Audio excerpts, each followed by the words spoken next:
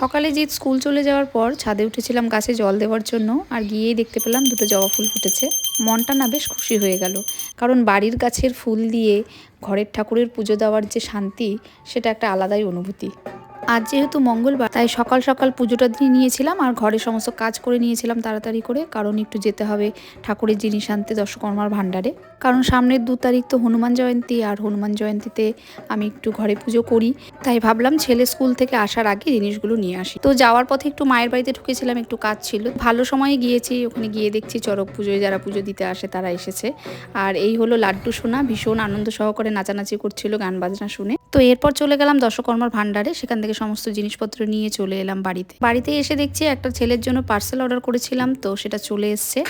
তো সামনেই জিতের বার্থডে রয়েছে, তো সেই হিসাবে একটা ওর ঘড়ি অনেক দিন থেকে বলছিল, তাই আমি অর্ডার করে দিয়েছিলাম। ওকে বলিনি, ওকে একটা সারপ্রাইজ দেবো ওর জন্মদিনে, এটা ওকে গিফট করব আমি আমার তরফ থেকে। আজকে আমি একটু বানিয়েছিলাম নারকেলের নাড়ু। রোজই ভেবে যাচ্ছি আজ বানাবো কাল বানাবো, বাট হয়ে উঠছে না। 1 সপ্তাহ আগে আমার প্রিয় সখী আমাকে এই নারকেলগুলো দিয়েছিল। এগুলো ওর বাড়ির গাছের নারকেল, আমাকে 4খানা নারকেল দিয়েছে, তার মধ্যে 2টো আমি রেখেছি, 2টো মায়ের বাড়িতে দিয়েছিলাম। নারকেলগুলো দেখে রূপ রোজই বলে তুমি কবে নাড়ু বানাবে, তো আজ হাতে সময় ছিল তাই বানিয়ে নিলাম। তো চলো আজ আসি, আবার দেখা হবে নতুন কোনো ব্লগে। ততক্ষণ কিন্তু খুব ভালো থেকো, সুস্থ থেকো।